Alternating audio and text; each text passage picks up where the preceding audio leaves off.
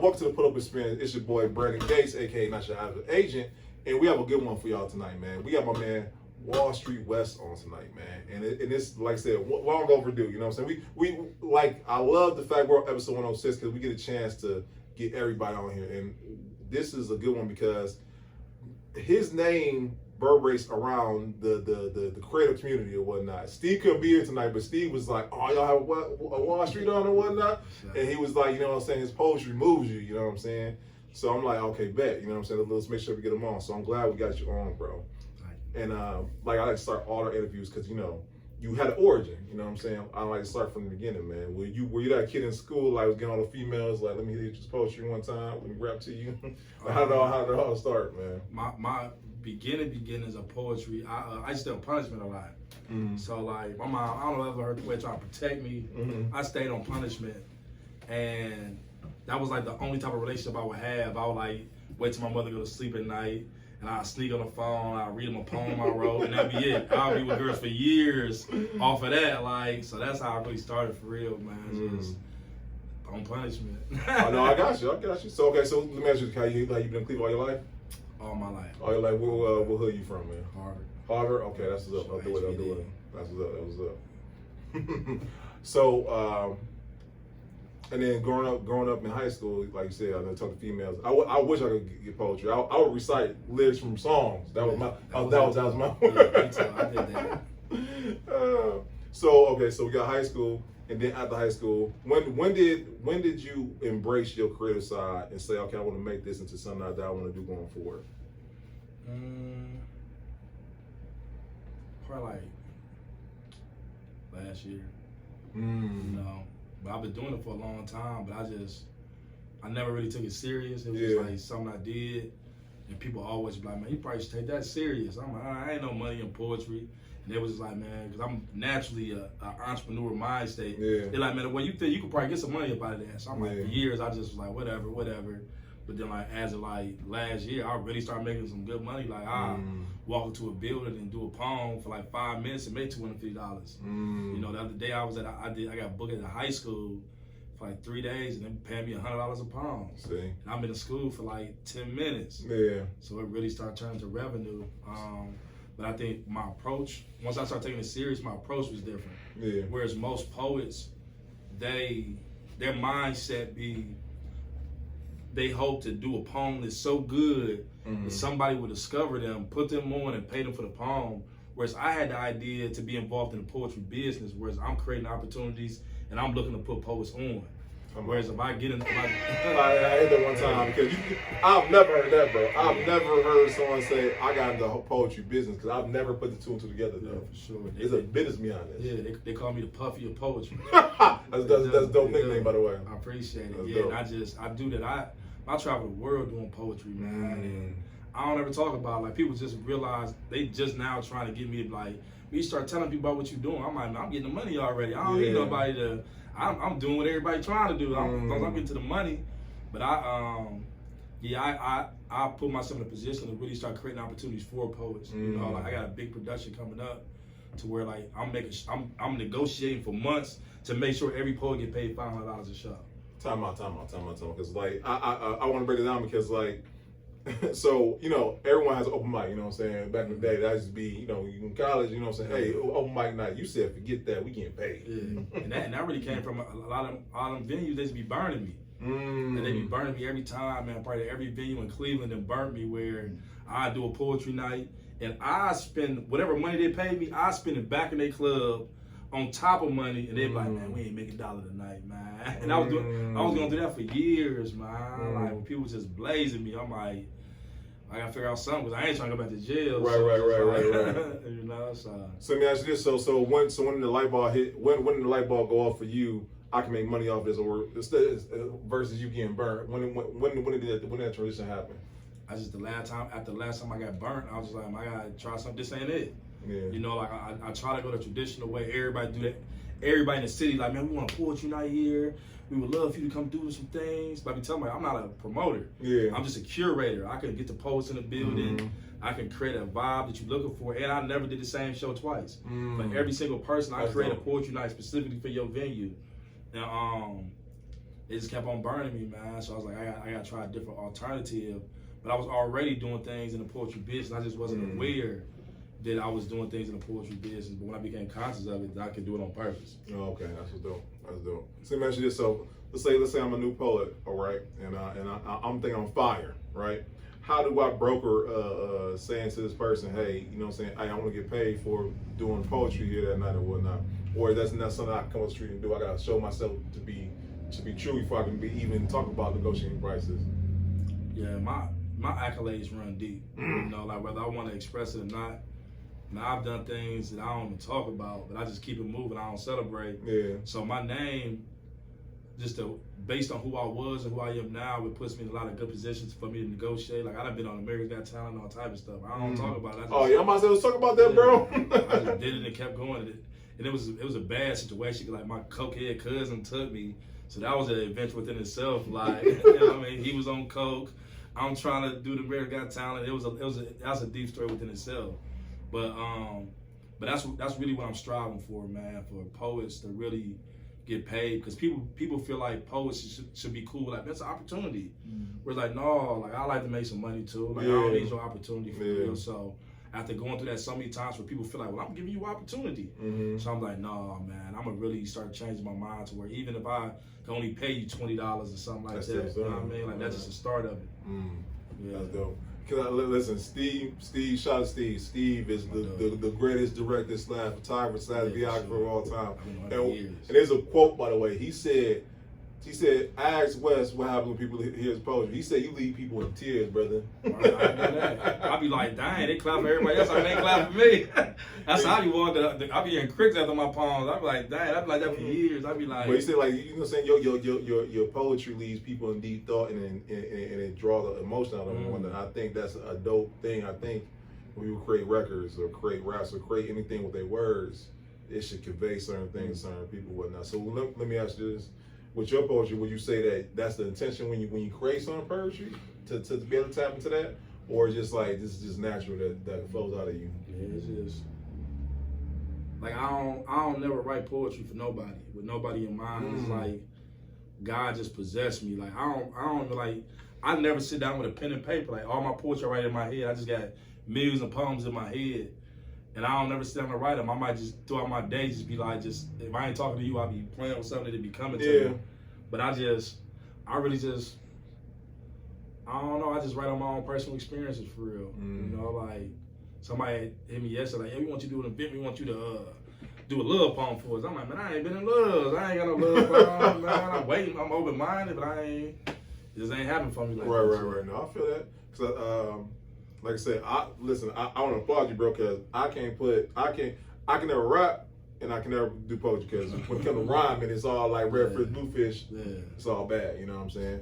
So what advice you give to somebody who wants to aspire to be a poet? Like, what advice you give them and whatnot? Do you feel like they should have a technique? They should have an inspiration? Like, what do you think are fundamental things someone should have when they want to create poetry? Be honest with yourself.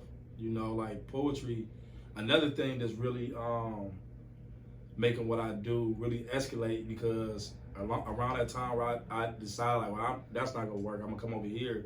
But when I came over here, I also had the idea that I took poetry away from an entertainment standpoint, and I reintroduced it from a mental health standpoint.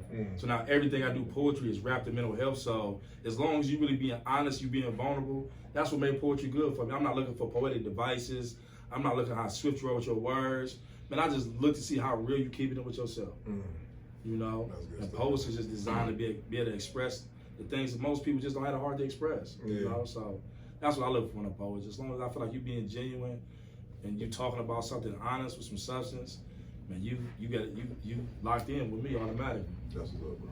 And I build poets too, like out of scratch. Like I did 10 years in prison, and I mentored thousands of men in poetry to where like I really got my fame in prison. And I was released from the same prison from Life Jennings. I had a bear buzz in Life Jennings when I left the prison. Oh, God, here. Most people don't know that about me. Like, Life Jennings was here, but when I left, it was just like, because the way I was going about it, it was just different for real. Like, because I had a lot of people under my wing. Like, to this day, like, the prisons, they still back me in everything that I do, you know? And I want to appreciate that, by the way, bro, because you give back. Like, you speak to the schools, you speak, like I said, mentor other young men. And thank you. And I feel like you felt that you, not felt, but you creatively use poetry as a way to convey those things or whatnot. So thank you for that, man. Sure. And I know off camera we talked about a couple of things. We talked about your experience, because shout out to Jeff Brown. Jeff Brown, once again, has been on the podcast. I love Jeff Brown. And I know you're talking about leading up to certain things and how he helped you, or you helped him in the capacity of being in the industry. So let's talk about that a little bit. Yeah, my company that I have now is called Great Minds Think Different. Whereas Great Minds Think Different, it started out as a media company because I was going to Cleveland State and my major was film, media, and television. At the time, I just had a camera. Like, I didn't even know what I was doing with this baby, man. Yeah. And I met Jeff Brown. I was executive producer for a talk show with J.R. Fogle, and Jeff Brown ended up coming in, and we just like connected. It was like an automatic like spark. Our spirits just connected, and just from that conversation, I started being his personal photographer. And I was working for free. Yeah. And he like, man, just trust me, man. Like, it's gonna all pay off. And he was like really putting me in some rooms that I couldn't get in myself. You know, and from there it just propelled me like crazy. But this was before I recognized that poetry was my lane. Yeah. So I was going to the media, than anything. And it was everything he said. He really did good by me, and to this day he still do good by me. Like, yeah. He check on me on a regular basis. If I need anything, Jeff Brown always there for me. Oh yeah, no, Jeff's a good man. You know what I'm saying? And I love, once again, like, he uses his platform. Like, he did. The one thing I respect about men like you, L, and Jeff Brown, y'all didn't let y'all circumstances or things in the past dictate, you know what I'm saying, y'all as a person, you know what I'm saying? Sure. Despite anything y'all been through, like, y'all not only prevail, but y'all thrive, you know what I'm saying?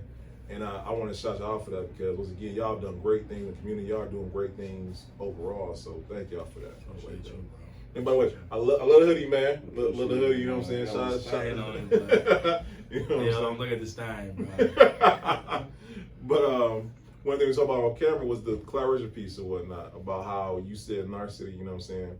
You don't see the stigma that most of us see, or not most of us see, the stigma that a lot of people say, because you got the Atlantas, you got the New Yorks, you got the parts of California where there are hubs for, you know what I'm saying, collaboration. And when people think about Cleveland, they don't think about that when it comes to Cleveland. But you say you don't see that. Yeah. It's just, my perception of Cleveland is a lot of people are amateurs in their work, but they want to be treated like a pro.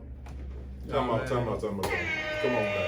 Dang, that might be that episode right there. You gotta start somewhere. Yeah. But they want to be esteemed as somebody. Like, even right now, you would see me, but I've been doing this for 30 years. You know what I mean? I'm just now kind of a little bit sort of getting recognition. Yeah. You know what I mean? But I've been doing this since I was like 15. You know, like, maybe not seriously, but consistently. Right. But you've been working at it, though. So that'd be the thing, man. Like, the circle that I'm in are people who just, man, we just about to work. We ain't talking about it. Like, I get in trouble with my team all the time. They be like, man, how you just do an interview like that and you ain't even told nobody, you ain't posted it? I'm like, man, I really don't care about that for real. Like, I care about the immediate connection that I make with the people.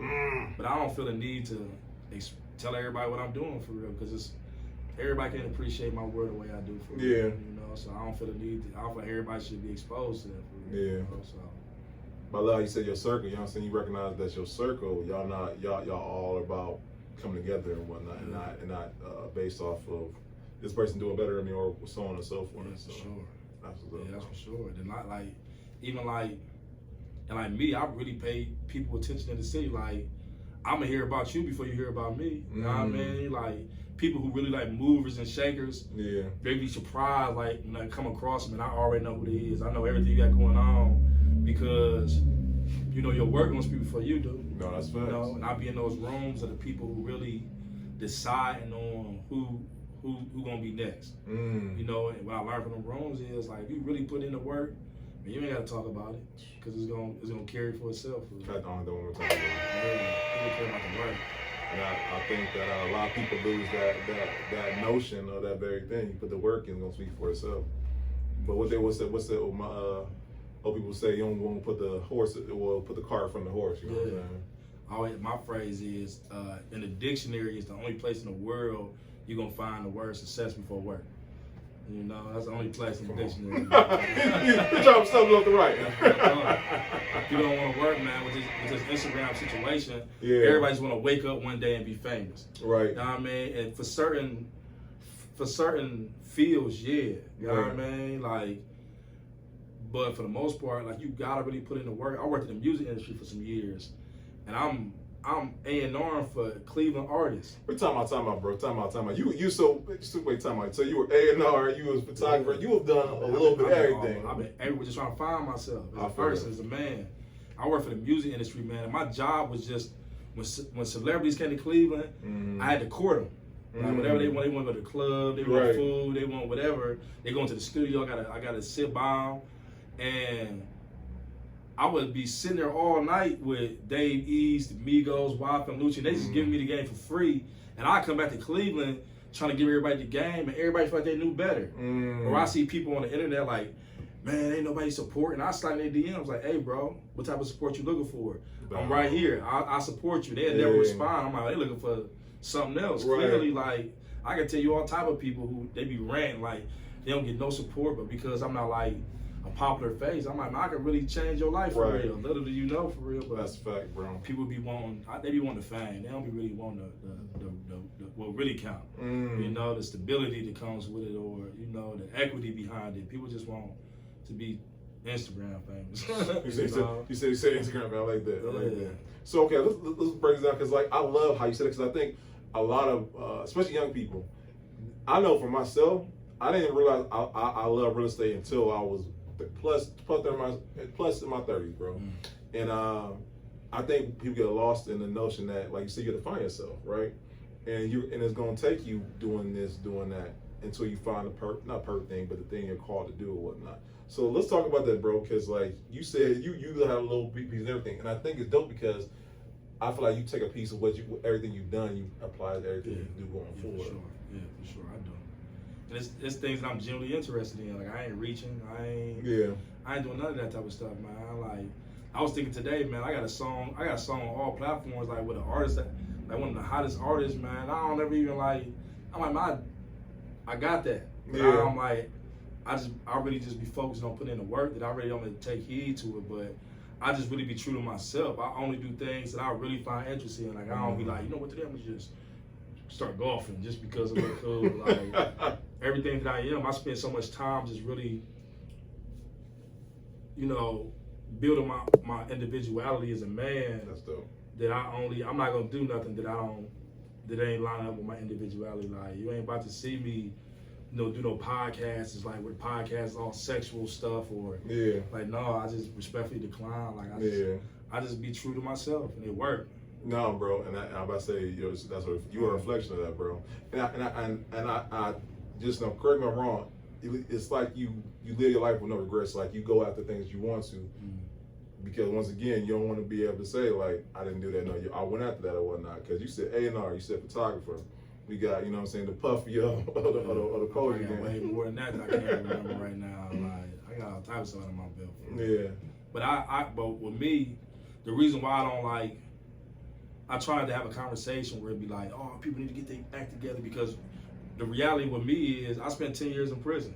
So I had the thing about prison is, not for everybody, but in prison you get an opportunity to gain an intellectual idea of your individuality. You know, like, I understand myself on some levels that most people just ain't never had the time to take the time out to figure themselves out on. So I understand that about myself. So that's why I be so quick to build somebody up, because I know you ain't had the luxury to sit back and mind yourself like I did. I just turned a bad thing into a good thing, for real, you know? That's good stuff right there, bro. We had Cam on here, right? And Cam said that very same thing. He said prison allowed him to be able to take time out with himself that most people don't get a chance to or whatnot. And he was saying, like, people can, you know what I'm saying, of course, jail is the ideal place, but he said he's able to free his mind while he was there and change that negative time, quote unquote, into a time to point to himself. For sure. And I think that's me and Cam low-key the same person. Like, if it was a Scooby-Doo, you pull my face off, maybe Cam up under here. No. Cam, that's my bro and whatnot, man. So that's what's up though, man. But But I feel like that could be anybody. That's what any situation or any all about your perspective. You know what I'm saying? If your perspective negative, you're gonna get a negative result or whatnot. But because y'all stay positive, because y'all have good hearts, good stuff comes out of it though. Yeah, you can't live a positive life with a negative mind state. You know, you just can't. Come on, man, you lighting us up tonight, man. I just try to be kind. I just really take my mental health serious for real, man. Yeah. Like I just. You know, I look at everything from the positive standpoint. If somebody do something crazy, I'm like, that's mental health for it. I always try to look at the positive side of it because I'm just being kind to my own mind. Like, you know, I find myself as upset and angry. Kind to my own mind. Yeah, I'm dogging myself. I don't want to dog myself. I really love myself. I care about myself. So I'll be really sensitive on what I subject, what's on my mind. You know. And so. One of the things that I want to applaud you for, because not enough of us as a black man, well, I'll say not enough of us, but I feel like us as a generation, bro, we are, like me and Q was just talking about in the last interview, our generation is not putting emphasis on that. I was telling my therapist, and one thing she said she deals with all different generations, right? She was saying the generation after us, they're too much in their emotions, right? The generation before us wasn't emotions enough, you know what I'm saying? We are just right there in the middle because we're just, you know what I'm saying? Like we have, like you said, we're aware now, you know what I'm saying? We realize that was trauma right there. Yeah. Or, you know what I'm saying? Because grandma did that, my mom did this, and now I do this or whatnot. So I'm going to be one to break it. Right, you know what I'm saying? And now we had not saying we had a tool, but now we know, okay, it's okay to go see a therapist. It's okay to talk to another person and whatnot.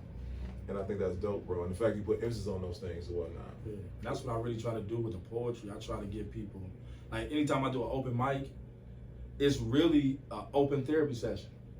Every single time. Like, I don't tell people that, but it's really an open therapy session. Like, instead of you being one-on-one with a therapist, what I do is I put you in a room with your peers. And now you getting honest feedback, and we just really sharing our experiences. And, you know, experience, that's some type of teacher, too, like they say. Like, so that's facts. Everybody and people always talk about therapy, but a lot of times them therapists don't be right. You know, like, I went through 30 therapists literally before I found the one I had now, for real, because the second time I was in prison, they just try to throw pills down my throat. I'm like, I just need relationship advice. I don't need to be numb. I just need to know why my girl just be arguing about stupid stuff. Like, right. You know? So, okay. And I love how you said that because I did the same thing. I went about through 4, right? And I think for me, and I'm saying for me, it took me having to find a person that looked like myself, you know what I'm saying, the same color as me to realize some of the advice I went through in life, you know what I'm saying? And unfortunately, the one that didn't, that was like you said, went back to that pill situation. Like, let me subscribe this. My reality is the reverse. Like my therapist I got right now, man, this lady is like heaven sent. But when I met her, and mind you, I got a problem with this. Man, she's a white lady with locks. That just do not sit. When I see white people with locks, man, it do something to my soul. But you riled up, man. Man, like when I walked into the office, I'm like, oh, this is not about to go good, brother. Yeah. But then when I sat down with her, man, she was the best thing that ever happened to me. This lady can really like, you know, tap into me in a way that can't nobody do, man. I had a black therapist one time. I was talking to her and she was like, I was trying to figure out, like, man, why all the people I'm hiring is not working out. But I found out the real reason was because I was being cheap. So that's the real reason. But so I'm asking her, like, so I figured it out right there on my own. So she like, well, send me your business plan. I said, well, listen, like, I'm paying for an hour. I don't want to talk about anything that got nothing to do with my craziness. But this lady sent me a text on some, I'm thinking you lying that you got a business. This lady, like, she took it real personal, like, send me that text, man. I'm still trying to figure out, is that a lawsuit or not, man? I might get some paper off of that. Yeah, listen, yeah. So, like, my experience been different. All the black therapists is the ones who've been, you know, dogging me for real, man. I mean, no, but I feel like it goes back to, once again, interviewing, you know what I'm saying? Like, find one that works for you, you know what I'm saying? For sure. Because, like I said, that's my white side of me. Just that's cool. No, and that's cool. Like you said, like you said, you started off, you might not judge a book by cover, you got a chance to sit down with her, you know what I'm saying? For sure, she's immaculate, man. Shout out to her. But once again, if anything, I would say the comparison to that we both found somebody that we can talk to, and I think that therapist, that's what it comes down to, you know what I'm saying? Be able to revert back to, like, okay, I hear this right here, let me hit you with this one. Like, I know for me, I use my therapist as a sounding board. You know what I'm saying? Like, damn, am I crazy? You know what I'm saying? And she'll literally tell me. I remember I was telling her about a situation, right? And I was telling her about how I was feeling, and I thought I was depressed. I said I think I'm depressed. She literally told me, "Bring, you're not depressed. You just have the weight of the situation on you, and when you lift that weight off you won't feel as heavy." And man, I tell you what, and she was right. I absolutely right. It wasn't depression. I claimed it myself. Like I'm putting something on me that wasn't even something I even put on. Right. You put to right. So so shout out to her. You know, that's like people who be like somebody who might like to keep their dishes washed. Like, you know, I'm OCD. I'm like, you do know what OCD is, right? Like, just because you like to keep your kitchen clean, don't mean you OCD. Right. So we put things in ourselves. But for real, I look at everybody like my therapist. I look at every human being. Like, when I have a conversation with somebody, I'm really engaged for real. Even if you showing me some stuff I shouldn't do, or a mind state where I'm like, all right, I ain't gonna be thinking like that. Like I be feeling like people's vocabulary tell you so much about their mental health. Like my number one thing is when I hear somebody like, oh, they switched up. But that immediately let me know that you ain't got the healthiest mental health for real, man. Like, because people with a healthy mindset, we don't look at things like, oh, you switched up on me or you hating on me. Like, we just understand, like, man, people just different for real, man. Like, so I look at everybody like my therapist, every human being on this earth, man. That's the respect to have, man. Right. And I'm about to say, so let me ask you this. So right now, I was talking to my therapist, she's talking about how she hates there's certain buzzwords people throw out there, like narcissists. Gaslight. If I hear another person say gaslight one more time and just throw it as a general, you know what I'm saying, general word, bro. And go back to what you were saying before about how, you know what I'm saying, people say OCD. We see it online, we just throw it out there, you know what I'm saying? Only time you hear me using gaslight is when we riding on E. You know, I'm trying to make it. Like, you should stop at the gaslight. I'm like, man, I'm trying to stretch this $20 all the way to the limit. No, and I was saying, like you said, because I feel like we see those posts, we're like, oh yeah, that's the one right there. You know, we give me Instagram, someone see a post that they feel like relates to their situation that is posted or whatnot, not knowing what it is they posting, man. I be asking, like, is you really reading this stuff or you just posting it to make yourself seem deep? Like, I can tell from your conversation, you really ain't reading this stuff for real, you know? Like, I don't know. So let me ask you this, because I know one thing I'll say about, you know what I'm saying, the creative community, y'all are a close-knit community, bro. I didn't know, like, Cam, you, Steve, like, oh my goodness, she's gonna kill me for not knowing her name. But I didn't know, like y'all roll deep. Like, y'all close-knit, man, or whatnot. And the reason why I say that because, and everyone has something great to say about each other. Like, I've never seen none of y'all be like, oh no, my post you better than this person. Y'all, it's just like a love there. You know what I'm saying? I don't think it's like close knit. I just don't feel like it's popular. Right. Well, my bad. Not close. People just don't fuck with it. I mean, mess with it all like that for real. Like, people just, I'll be feeling like that when I'm not in the poetry community. Man, I feel out of whack like crazy. Like in the poetry community, I'm considered like a genius. But if I'm at the Ford Bistro across the street, I just talk a lot. Like, that dude talk a lot. My mom told me, it's like, man, you long-winded. I said, Mom, I'm trying to, like, tell you about my life. But, like, of course I'm long-winded.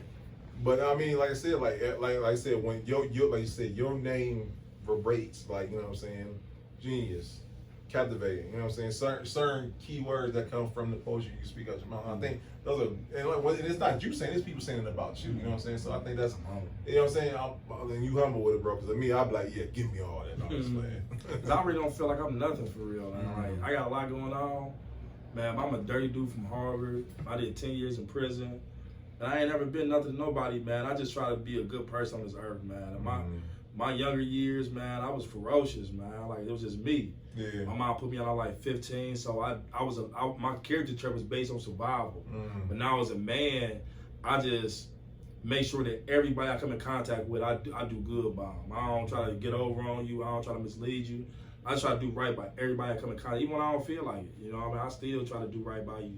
And I believe that's what creates the reputation that I have, because I pride myself in giving people a genuine experience. That's dope. Even if I don't rock with you like that, you don't know I don't rock with you like that, because it's just too much dealing with you for real. So I ain't gonna fake it with you.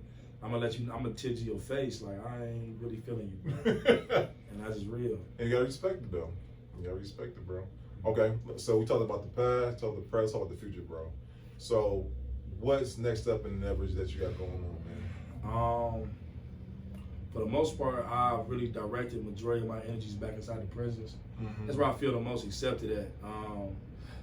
So like last 2 weeks I've been doing poetry slams inside the prisons. So I've been taking like world-class poets inside of the prison, slamming against inmates. And the inmates been winning. You know, like I've seen poets who ain't never lost a slam ever take their first loss inside the prison, man. Like you'll probably never hear about it. So we're talking about. So why you think that is though? Why do you think because you know what I'm saying, in prison they have more time to, you know what I'm saying, go inward in poetry, or what you say that credits to? It's just raw in there, you know, and I feel like that's why people take my poetry out here. Because all majority of poems I wrote while I was in prison, and you really sitting in the thick of your feelings. You ain't got alcohol and drugs to numb you. Yeah. You gotta really feel every feeling, every emotion. So when these dudes talking, but they ain't playing and they taking it serious. Like this how they really feeling like this man really been missing his kids for the last 20 years. You know, like so. It's just the emotion is running higher, you know, and it's a sense of, like, when I was in prison, we wrote poetry because we had to. You know, like, it wasn't too many outlets as far as mental health, and we wrote poetry because that was, like, one of the rare things we had. We didn't want to take pills, you know, like, so it's just like we did it because we had to, whereas somebody out here might do it just because it's cool to do, or you know they just drawn to it. But us, like, it was like our mental health was on the line. So the poetry was therapy, y'all. Yeah, for sure. That's dope, bro. But outside of that, I'm just really just focusing on creating more avenues for poets, man, and really streaming more money into the poetry community. I want to get poets to the point this year where they're making rapper money. You know, like, and I'm really gonna make that happen. You can trust I'm gonna make it happen. And I really want to pioneer the reason why a lot of poets can strictly make a living off doing poetry. You ain't got like me. I don't work I do little hustles and business on the side, but my life is all poetry, and I want to be able to help as many poets as I can either get to that point or help poets really see the therapy and doing poetry for real. You know, from amateur poets to professional poets. I just dedicated my life to poetry, and that's where I'm at. That's dope right there, bro. And so I want to ask you, 'cause like I remember one of the great things I remember growing up was Def Poetry Jam, right? And like I used to, I'll never forget. I remember Kanye West when he first came out. He did All Fall Down, but it was a poem first before it came to song, and that stuck with me, right? And like what you just said that I forgot about, I really did, and I think now, you know what I'm saying, like we need that now, you know what I'm saying? Because they have some dope people, and I love, just like with comedy, it's like any other creative outlet, you're able to speak from a place of wherever you are in your life or whatever. You know what I'm saying? And I think that's dope, bro. So I can see that happening, man. And I think that once again, you'll do great with that. And shoot, no reason why we can't bring something like that here to Cleveland, bro. Yeah, it's gonna happen for sure. The processes is different to where I've been dealing with funders for like a year. And I'm talking about celebrities, millionaires, but everybody I come across, they want to control me. Instead of just recognizing my work and recognizing I really know what I'm doing, and I'll create a reputation for myself in the poetry world.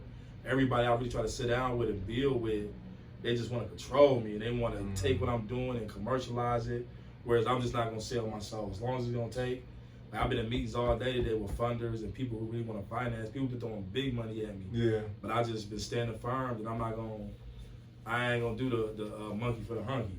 You know, I've been getting money for a long time, and I trust that whether I got funders or whether I raise the money on my own, and it's gonna happen. Anything I put the reality of it is, like when I went to prison, I went to prison for being a stick-up kid. So my business model is stick-up kid based. You know what I mean? Like I ain't gonna take nothing from you, but I'm gonna get what I want. I'm gonna get what I'm coming for, and I ain't gonna never settle for nobody. And that's really what's taking the process long. Because I ain't gonna fold or I ain't gonna bend to anything that's not morally correct. You know? And man, you just said a whole gem in that right there. And I think that sometimes we entrepreneurs or those in business or just in any pursuits, we might compromise on certain things just to be able to make that quote unquote dollar or whatnot. But other fact, you standing firm in what you believe in, you're not willing to compromise that, bro. So shout out to you, man. I appreciate it. I tell people now, like, I live a really good life. Like, I'm successful right now. Yeah. Like right now, I'm successful. Like I don't need the world to tell me I'm successful. Like I'm free. I ain't in prison. You know, I'm doing well for myself. I got a beautiful home. Yeah. I ain't been broke in a minute. So it's just like, shoot, I'm successful. Like I don't need the world to validate that. I don't need the fame to come with it. All my needs is taken care of. Yeah. I don't ever need for nothing. You know, so That's what I tell people. I kind of like Jeezy when they try to sign Jeezy to Def Jam. Jeezy's like, I got 10,000 in my pocket right now. Like, all right, taking 10,000, you know, like I ain't got 10,000 in my pocket right now, but that's how I feel for real, man. I really believe that I figured out why I'm here on this earth. You know, I've had so many situations to where it was over with for me. You could tell that I was done. I was about to be dead, and I keep on surviving. I keep on escaping. And then one day I just had a realization, like, man, I'm here for a real reason. Yeah. And I take that reason so serious, man. I surrender to God every day. And I feel like the second that I stop living in my purpose, man, God gonna cut off my water. You know what I mean? Like, I'm really convinced in that for real, man. Like, even like, I got one lung. I call pneumonia. I'm 37. I call pneumonia every year of my life for 37 years to where it take me to the brink of death. I'm hospitalized and I bounce back and the doctor be like, man, you healthy. Like, ain't nothing wrong with you. So I be lost. So, and it just shut down one of my lungs. Yeah. So just experiences like that, it made me start feeling like, man, I'm here for a real reason. Like, I gotta take this life serious. I'm not gonna pretend like, you know, I got all the time in the world, you know, and I wake up every day just willing. A lot of times I don't have a plan. I just be willing. If it feel right, then I just go. Yeah. You know, I trust it. My instincts not telling me to fall back. I go forward march and I look at everything like a full opportunity. I don't pick and choose. I feel like if I'm here, man, this is a major opportunity for me. I don't look at nothing like a big opportunity or a small opportunity. I look at everything like the biggest opportunity in the world. You know, like me sitting here on this podcast, I don't look at myself. I don't look at this no different than being on the Arsenio Hall show. You know, I feel like it's all the same. We all in this world. And I take everything serious. I look at everything like a big deal. Oh, that's dope, bro. And once again, we appreciate you coming out today, man. Okay. And then it's a question that I love because I feel like when 10 years down the line, when we look back, we be like, man, Wes did the very thing he said he's going to do or whatnot with his legacy or whatnot. So I want to ask you, what is the legacy that you want to leave as an individual? And then what do you want to leave as far as when the people think about your poetry, your business, and just the impact that you had? What's the legacy you want to leave behind for that? My legacy as an individual, I want people to really know that I really care. Like, it ain't no games, it ain't no gimmicks. I really understand being a human being. So I really care about people for real, man. Like, my heart really go out to individuals. You can tell though, too, bro. You can tell. I appreciate it. Because I understand, like, we all human. We forget that when it comes to other people. Like, man, we all human. We all trying to figure this thing out. So I want people to know that I care as far as my legacy in business go. I want people to be able to say that Wall Street seen something to me when nobody else did. You know, I give so many people opportunities. I was gonna hit it. Yeah, but I want people to feel like they believed in me when nobody else did. That's why I was just telling my business partner on the way over here, man, like, she a young bull. You know what I mean? Like, she amped my company up, but it's just like all my marketing people be like, man, we could cut that budget in half and get some big. I'm like, I'd rather pay this young girl. She thorough, you know what I mean? Like, she don't be on social media. She be gardening and sewing. And she got a good head on her shoulder, so I'd rather invest in somebody that really got a life ahead of them for real instead of like, and one of my biggest things, like when I do camera work, for some reason people always get offended when I'm like, the first thing they be like, man, you should get Draco Lamar. And I'm like, man, I love dude, man. He like a designer, photographer. Yeah. But I'm like, man, I'm looking for somebody I can build a career with. For some reason people always get offended when I say that. I'm like, man, I love dude, but I want a photographer that I built a career with him. Yeah, you know what I mean? And he started from nothing. If I bought you your camera equipment, and I done gave plenty of people chances, man. They just always blow it a lot of the times. But I want my legacy to be that Wall Street believed in me when nobody else did. That's a great legacy, brother. That's a great legacy right there. Okay. And like everyone knows, there's also those type of questions. These are questions that I love asking because I love the answers from and whatnot. But I feel like the staple of any great interview is that a person should be able to take something away from each interview. I know when I watch a podcast, I literally, before the podcast, I think about, okay, I got this. What are 3 things you want somebody, because I can tell right now, these episodes are going to be inside of high school, so someone in high school is going to watch it and say, I don't want to be like Wes, but I love what he's doing. I want to do something similar. What should they be able to get from inside the interview? I'm trying my hardest to be like politically correct in this moment, but I be like so hard following my spirit. I feel like the only right thing to do in this moment is for me to do some poetry. Oh, and bro. Like a poetry lead doing something like no, do your thing. Like, do your thing. I would rather it be that, than me saying something that's, No, please do. Politically correct. I'm trying to think what coming to my mind for this moment. You said it's gonna be kids.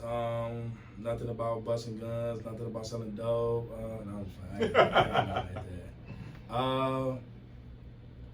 So the poem I shared is a poem that I wrote when like you said, I thought I was in a depression, but I was just sad.